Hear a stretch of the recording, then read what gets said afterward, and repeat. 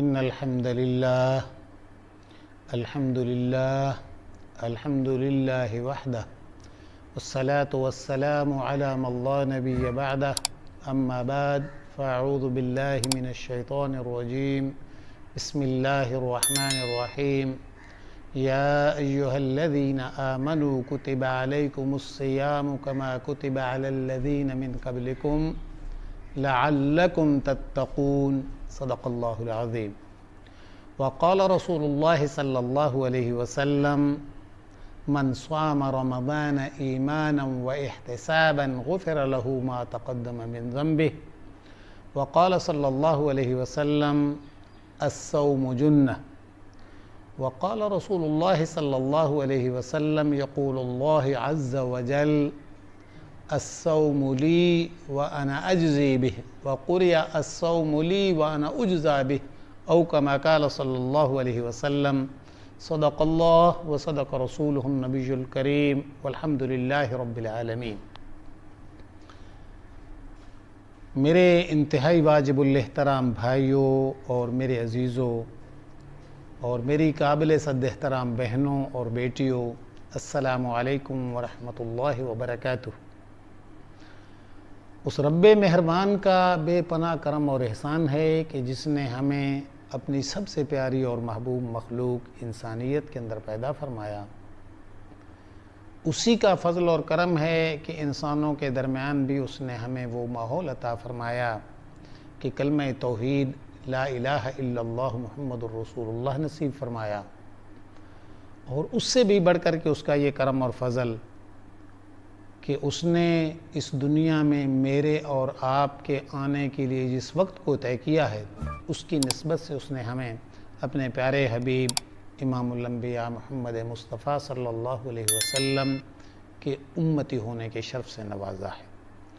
اللہ کی حمد و ثنا کے بعد انگنت و بے شمار درود و سلام ہوں رسول اللہ صلی اللہ علیہ وسلم کی ذات گرامی پر کہ رب کائنات کا یہ سارا کرم، اس کا سارا فضل، اس کی ساری مہربانی صرف اور صرف ان انسانوں کے لیے ہے، اور صرف اس وجہ سے ہے کہ جنہوں نے جناب محمد الرسول اللہ صلی اللہ علیہ وسلم پر ایمان لایا ہے اور آپ کو اللہ کا آخری نبی جانا اور مانا ہے۔ میرے قابل صد احترام بھائیوں اور میرے عزیزوں، ہم جس قدر بھی اس بات پہ غور کرتے ہیں کہ اللہ رب العالمین اپنی تمام تر مخلوق کے ساتھ انتہائی مہربان ہے، اور اس قدر مہربان ہے کہ اس نے اپنے صفاتی نام میں سے سب سے زیادہ جسے استعمال کیا ہے وہ اس کا غفور الرحیم ہونا ہے، کہ وہ مہربان بھی ہے اور عفو درگزر کرنے والا بھی ہے، اور اپنی تمام تر مخلوق کے ساتھ وہ مہربان ہے۔ لیکن امت محمد صلی اللہ علیہ وسلم کے حوالے سے تو جب ہم اس کی رحمتوں اور اس کی مہربانیوں پہ غور کرتے ہیں تو ایسے لگتا ہے جیسے اپنے حبیب کی امت کو نوازنے کے لیے تو وہ محض بہانے تراش رہا ہے، اور انہی بہانوں میں سے ایک بہانہ یہ چند ہی ایام میں رمضان المبارک ہمارے اوپر سایہ فگن ہونے والا ہے۔ یہ وہ بابرکت مہینہ ہے جسے خود اللہ نے فرمایا کہ شہر رمضان الذی انزل فیہ القرآن، کہ یہ وہ بابرکت مہینہ ہے جس میں ہم نے قرآن مجید کو اس میں نازل کیا ہے، اور خود رسول اللہ صلی اللہ علیہ وسلم نے رمضان المبارک کی فضیلت کے حوالے سے اپنے مختلف فرامین میں جو توجہ دلائی ہے، اور خود رسول اللہ صلی اللہ علیہ وسلم کا یہ معمول رہا ہے کہ آپ رمضان المبارک کے آمد سے پہلے شعبان کے آخری ایام میں بالخصوص اپنی امت کو اور اپنے گھر والوں کو بہت زیادہ توجہ دلاتے تھے اس کے لیے کہ رمضان المبارک کی آمد کا اہتمام کریں، اور ہماری آج کی یہ گفتگو بھی استقبال رمضان ہی کے حوالے سے ہے کہ رمضان المبارک کس قدر بابرکت ہے اور ہمیں اس کے لیے اپنے آپ کو کس قدر تیار کرنا چاہیے۔ خود رسول اللہ صلی اللہ علیہ وسلم نے فرمایا رمضان ہی کے بارے میں کہ یہ کس قدر بابرکت ہے۔ اللہ کے حبیب فرماتے ہیں، خود راوی بیان کرتے ہیں کہ اللہ کے رسول مسجد نبوی میں تشریف لائے اور منبر پر تشریف لا رہے تھے کچھ بیان کرنے کے لیے، تو جیسے ہی آپ نے پہلی سیڑھی پہ قدم رکھا تو آپ کی زبان سے الفاظ نکلے آمین۔ پھر اللہ کے رسول نے دوسری سیڑھی پہ پاؤں رکھا تو پھر آواز آئی آمین، اور تیسری سیڑھی پہ قدم رکھا تو پھر فرمایا آمین، اور اس کے بعد اللہ کے حبیب منبر تشریف فرما ہوئے اور آپ نے بیان فرمایا۔ جب بیان ختم ہوا تو راوی کہتے ہیں کہ ہم نے عرض کی اللہ کے رسول، آج ہم نے خلاف معمول ایک کلمہ آپ کی زبان سے سنا ہے، لیکن آپ نے جس قدر بھی بیان فرمایا ہے، گفتگو فرمائی ہے، اس میں اس جانب کوئی اشارہ نہیں تھا۔ تو رسول اللہ صلی اللہ علیہ وسلم نے فرمایا کہ ہاں میرے ساتھیوں، واقعی اس وقت جبرائیل امین کچھ ایسی باتیں کہہ رہے تھے کہ جن پر میری زبان سے بے اختیار آمین نکل رہا تھا کہ ہاں اللہ پھر ایسا ہی ہو جائے۔ میرے بھائیوں اور میرے عزیزوں، اس پہ غور کریں کہ ملائکہ کے سردار جبرائیل امین جس بات کو کہہ رہے ہیں وہ کتنی عظیم بات ہوگی، اور اس بات پہ جب امام الانبیاء آمین کہہ رہے ہوں تو اس دعا کے یا اس بد دعا کے قبول ہونے میں پھر کیا کمی رہ سکتی ہے جس پر محمد رسول اللہ فرما رہے ہوں کہ میری زبان سے بے اختیار آمین نکل رہا تھا۔ اور دیکھیں وہ کیا باتیں تھیں۔ اللہ کے رسول نے فرمایا، جبرائیل امین نے کہا کہ جس شخص کی زندگی میں رمضان المبارک آیا اور اس نے رمضان المبارک کے دن کو روزے رکھ کر کے اور رات کو قیام کر کے اپنے لیے جنت کا سامان نہیں کر لیا اور جہنم سے چھٹکارے کا سرٹیفکیٹ نہیں لے لیا، وہ شخص تباہ و برباد ہو جائے۔ تو اللہ کے رسول فرماتے ہیں کہ جب جبرائیل امین نے یہ کہا تو میری زبان سے بے اختیار نکلا آمین، کہ اللہ یہ بدبخت پھر اسی قابل ہے کہ یہ تباہ و برباد ہو جائے کہ اللہ نے اسے اتنی نعمت سے نوازا ہے، اس کے لیے جنت کا سامان کیا ہے۔ اور پھر فرمایا کہ میں نے دوسری سیڑھی پہ جب پاؤں رکھا تو جبرائیل امین کہہ رہے تھے کہ جس شخص کے سامنے اے محمد صلی اللہ علیہ وسلم آپ کا نام لیا گیا اور اس نے آپ پہ درود پڑھ کر کے اپنے لیے کامیابی کا سرٹیفکیٹ حاصل نہیں کر لیا، وہ شخص تباہ و برباد ہو جائے۔ تو میری زبان سے بے اختیار نکلا کہ اللہ اس کے لیے اگر اتنا اہتمام کر رہا ہے تو یہ اپنے آپ کو کیوں بدبختی میں ڈال رہا ہے۔ اور تیسری بات جو جبرائیل امین نے کہی کہ جس شخص کی زندگی میں اس نے اپنے والدین کو بڑھاپے میں پایا، دونوں کو یا دونوں میں سے کسی ایک کو،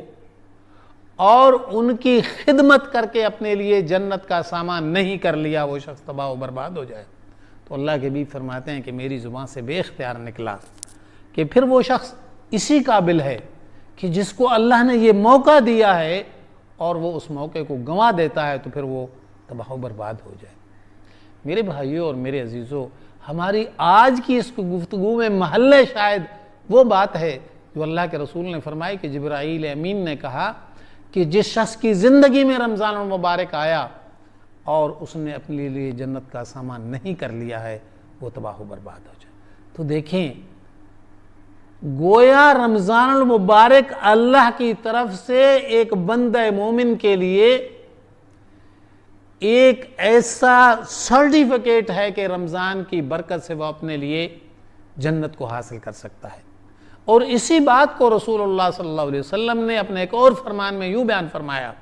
کہ رمضان المبارک کا پہلا عشرہ رحمت کا عشرہ ہے۔ گویا پہلے عشرے میں اللہ کی رحمت جوش میں ہوتی ہے اور جو سمیٹنا چاہتا ہے اللہ کی رحمت کو سمیٹ لے۔ تو میرے بھائیوں، جس بات کی ضرورت ہے وہ یہ ہے کہ آنے والے رمضان المبارک کے لیے ہم تیاری کریں اور اپنے شیڈول کو ترتیب دے لیں کہ رمضان المبارک کے ایک ایک لمحے کو اپنے لیے قیمتی بنانا ہے، اور پہلا عشرہ وہ رحمت کا عشرہ ہے۔ پھر اللہ کے رسول فرماتے ہیں کہ دوسرا عشرہ مغفرت کا عشرہ ہے۔ یعنی اس ترتیب کو آپ دیکھیں کہ امت کے لیے اللہ کے رسول بھی کس طرح سے اس کی خیر خواہی کو چاہ رہے ہیں، کہ دیکھیں جب اللہ کی رحمت جوش میں ہے اور بندہ اس رحمت کو سمیٹنے کے لیے ہم تن گوش اس طرف ہو جاتا ہے، اس کی محنت میں لگ جاتا ہے، تو پھر اللہ اس رحمت کے نتیجے میں بندے کی مغفرت کر دیتا ہے۔ کہ دوسرا عشرہ اپنے گناہوں کے بخشوانے کا عشرہ ہے، کہ اللہ دوسرے 10 دن جو ہیں وہ اسی اہتمام میں رہتا ہے کہ میری حبیب کی امت مجھ سے اپنی خطاؤں کی، اپنے گناہوں کی پہ استغفار کرے اور معافی طلب کرے اور میں ان کو بخش دوں۔ تو جب رحمت کے بعد مغفرت کا معاملہ آتا ہے، یعنی بخش کا ہے، تو پھر اس کے نتیجے میں اللہ کے حبیب فرماتے ہیں کہ تیسرا عشرہ وہ اللہ کی طرف سے جہنم سے چھٹکارے کا سرٹیفکیٹ اور جنت کے اپنے لیے واجب کرا لینے کے سرٹیفکیٹ کا عشرہ ہے۔ یعنی گویا اس ترتیب سے اللہ نے اس مبارک مہینوں کو اپنے حبیب کی امت کے لیے دیا ہے کہ پہلے رحمت کا درجہ بس آیا ہے کہ لوگ اس رحمت کو سمیٹیں، اور جب ان کے دل رحمت کی طرف متوجہ ہو جائیں، وہ اس کی طرف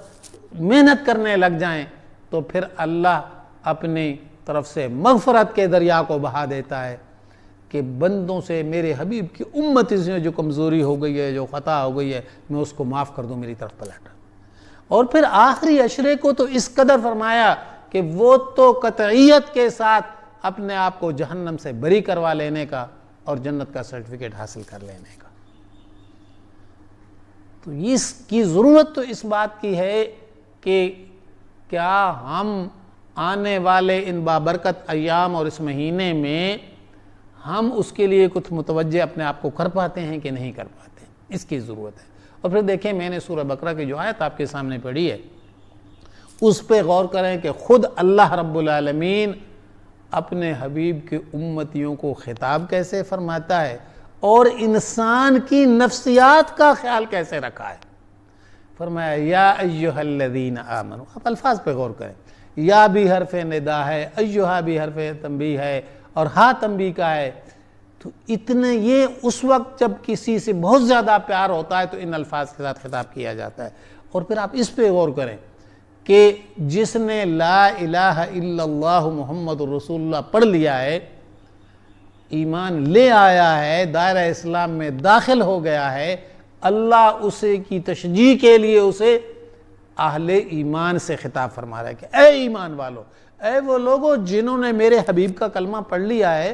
جنہوں نے اپنی مرضی سے اسلام کو قبول کر لیا ہے، میں تمہارے ایمان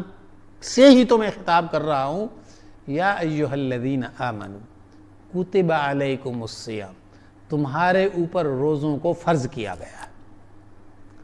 یعنی اس خطاب کے ذریعے سے، ان الفاظ کے ذریعے سے روزے کی فرضیت کا اعلان کیا ہے۔ اور یہ انسانی مزاج اور فطرت ہے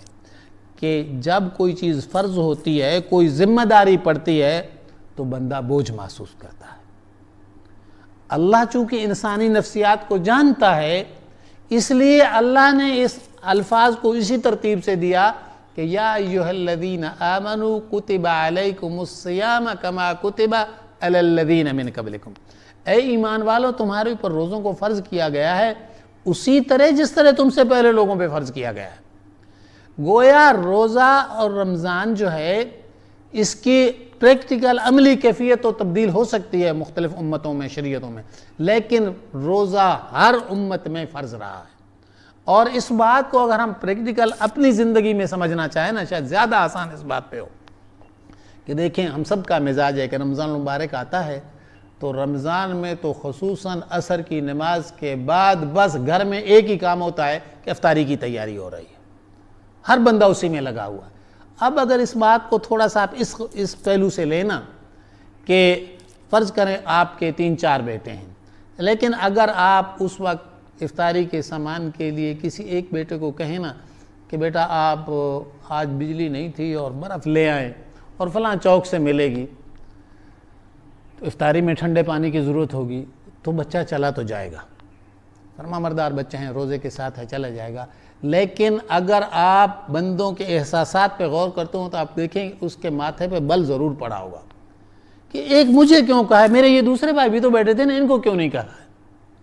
لیکن اگر فرض کریں آپ اسی بات کو اس طرح سمجھیں کہ آپ ایک بیٹے سے یہ کہتے ہیں کہ بیٹا وہ جو فلاں چوک ہے نا ادھر برف والا ادھر ہوتا ہے، آپ وہاں سے برف لے آئیں، اور ساتھ ہی دوسرے بیٹے سے کہتے ہیں کہ بیٹا آپ وہ جو فلاں طرف والا وہ چوک ہے نا وہاں وہ پکوڑے بہت مزیدار اور خاص بناتا ہے، تم ایسا کرو، یہ بھائی ادھر جا رہے ہیں تو تم وہ پکوڑے لے آؤ۔ اور تیسرے بیٹے سے آپ کہتے ہیں کہ بیٹا آپ ایسا کریں کہ وہ جو فلاں والا چوک ہے نا ادھر جو فروٹ والا دکان ہے نا اس میں فروٹ بہت اچھا تازہ اور فریش اور مناسب دام میں ملتا ہے، آپ وہ لے آئیں۔ اس طرح آپ نے تینوں یا چاروں بچوں کو مختلف کاموں پہ بھیج دیا ہے تو آپ دیکھیں گے کہ کسی بچے کے بھی ماتھے پہ کوئی بل نہیں پڑا ہے، اس لیے کہ اس نے اس ڈیوٹی کو ایزی لیا ہے کہ اکیلا مجھے نہیں کہا ہے، ان سب کو بھی تو بھیجا ہے نا۔ عین ہی اللہ چونکہ انسانوں کا خالق ہے، اس نے اسی انداز سے اس بات کو سمجھایا کہ کتب علی الذین من قبلکم، اے میرے حبیب کی امتی ہو، اے ایمان والو، تمہارے اوپر روزے فرض کیے ہیں بالکل اسی طرح جیسے تم سے پہلے فرض ہے۔ گویا انسان کے ذہن کو آسودگی دی ہے کہ اپنے لیے بوجھ محسوس نہ کرے۔ اور پھر اگلے الفاظ پہ غور کریں کہ ڈیوٹی لگانے کے بعد بوجھ کو مزید ہلکا کرنے کے لیے فرمایا کہ لعلکم تتقون۔ دیکھیں یہ جو روزے کی فرضیت تمہارے ذمہ لگائی گئی ہے نا تو اس سے مجھے کچھ نہیں لینا دینا ہے۔ ایسا نہیں ہے کہ میں ایک مہینہ بھر تمام مسلمانوں سے روزے رکھوا کر کے اور اپنے خزانے کو کچھ سٹور کو لمبی دیر کے لیے کرنا چاہتا ہوں، نہیں، میرے خزانوں میں کوئی کمی نہیں ہے۔ میں تو دراصل اس روزے کے ذریعے سے بھی تمہارے اندر تقویٰ کی اس کیفیت کو پروان چڑھانا چاہتا ہوں، تمہیں اپنا قرب عطا کرنا چاہتا ہوں تاکہ لعلکم تتقون، تاکہ تم متقی بن جاؤ، تم پرہیزگار بن جاؤ، تمہارا رب سے تعلق مضبوط ہو جائے۔ اور یہ جو تقویٰ کی کیفیت ہے نا یہ در حقیقت اب بندے کے اندر کی وہ کیفیت ہے کہ بندہ ہر لحظہ اپنے آپ کو اپنے رب کے سامنے یا اپنے سامنے اپنے رب کو دیکھتا ہے۔ وہ جس طرح نبی اکرم صلی اللہ علیہ وسلم نے ایک اور فرمان میں فرمایا نا کہ بندے کا حق یہ ہے کہ بندہ اللہ کی عبادت ایسے کرے ان تعبد اللہ کأنک تراہ، تو ایسے اللہ کی عبادت کر جیسے رب تیرے سامنے ہے اور تو اسے اپنی آنکھوں سے دیکھ رہا ہے۔ فَإِن لَمْ تَكُنْ تَرَاهُ فَإِنَّهُ يَرَاكَ، اگر یہ کیفیت تیرے اندر پیدا نہیں ہو سکتی تو پھر کم از کم یہ کیفیت تیرے اندر ضرور پیدا ہو کہ وہ تجھے دیکھ رہا ہے۔ اور اس بات کو بھی اگر ہم اپنی اس مادی زندگی میں دیکھیں نا جو جس ماحول سے ہم عادی ہیں تو پھر اس کو آپ اس طرح سے غور کریں کہ آپ کسی بڑی کمپنی کے آفس میں موجود ہیں، ایک بڑا ہال ہے جس میں وہ جنرل مینیجر ہے وہ بھی ادھر موجود ہے اور اس سے نیچے والے بھی اور سارے لوگ موجود ہیں، اور کیبن بنے ہوئے ہیں اور وہ کیبن ایسے شیشے کے ہیں کہ جہاں سے سب کچھ نظر آ رہا ہے۔ تو آپ ذرا دیکھیں کہ ایک عام جو ملازم ہے دفتر کا، ہر فرد وہاں الرٹ رہتا ہے کہ دیکھیں صاحب دیکھ رہا ہے، بڑا صاحب مجھے دیکھ رہا ہے۔ تو جب وہ سامنے بیٹھا ہو تو بندے کی کام کرنے کی اس کی سوچ، اس کے دماغ کی کیفیت کیا ہوتی ہے۔ اور اگر فرض کریں کہ وہ میرر اور شیشہ ایسا ہے کہ اندر والا تو باہر دیکھ سکتا ہے لیکن باہر والوں کو اندر والا نظر نہیں آتا کہ وہ دیکھ رہا ہے یا وہ کیا کر رہا ہے، تو تب بھی یہ کیفیت ضرور اس پہ ہوتی ہے کہ مجھے تو نظر نہیں آتا لیکن اگر میں جو کچھ کر رہا ہوں، اگر میں نے سستی کی تو صاحب مجھے دیکھ رہا ہوں۔ تو بالکل اسی کیفیت کو بیان فرمایا کہ لعلکم تتقون، کہ تم اس طرح سے اللہ کی عبادت کرو کہ گویا تم رب کو سامنے دیکھ رہے ہو، لیکن اگر اس طرح سے نہیں کر سکتے، اس تصور کو نہیں پا سکتے تو اتنا تو ضرور سمجھو کہ رب دیکھ رہا ہوں، میں رب کے سامنے ہوں، تمہارے عمل میں کوئی کمی کوتاہی نہ آئے۔ لیکن وہ جو میں نے عرض کیا نا کہ تقویٰ کی یہ کیفیت پریکٹیکل عبادات میں صرف روزہ وہ عبادت ہے جس میں ہم اپنی عملی زندگی میں بھی اس کو محسوس کر سکتے ہیں اور کرتے ہیں۔ تھوڑا سا غور کریں تو مثال کے طور پہ آپ دیکھیں کہ بندہ روزہ رکھتا ہے تو ہر فرد کو بھوک یا پیاس کچھ نہ کچھ تو محسوس ہوتی ہے، لیکن وہ لوگ جو دن بھر محنت مشقت کا، مزدوری کا، زور والا کام کرتے ہیں انہیں کچھ زیادہ احساس ہوتا ہے۔ اور مثال آپ اس سے لیں کہ ایک بندہ اگر عصر کے وقت اپنے کام کو ختم کر کے روزے کے ساتھ زارہ دن اس نے مشقت والا کام کیا اور اپنے گھر میں آیا ہے، اپنے کمرے میں داخل ہوتا ہے، اب وہ بھوک سے بھی نڈال ہے، پیاس بھی اس کو لگی ہوئی ہے، اس کا اپنا گھر ہے اور گھر میں کمرے میں کوئی اور بندہ بھی نہیں ہے اور فریج کے اندر ٹھنڈے مشروبات اور فروٹ اور سب چیز پڑی ہے۔ آپ ذرا چند لمحوں کے لیے اس پہ غور کریں کہ اس کا معاملہ چھوڑیں، آپ اپنے تصور میں اس بات کو لائیں کہ کیا آپ کا ذہن اس جانب جاتا ہے کہ وہ یہ ان ساری چیزوں کی ضرورت مند ہے اور اس کا اپنا گھر ہے، اس نے اپنے حلال کی کمائی سے یہ ساری چیزیں ہیں، تو کیا اس کا وہ ہاتھ بڑھا کر کے وہاں سے کوئی چیز اٹھا کے کھا لے یا پی لے اور منہ صاف کر کے باہر نکلا؟ کسی کو کیا پتا ہے کہ اس نے کیا کیا ہے،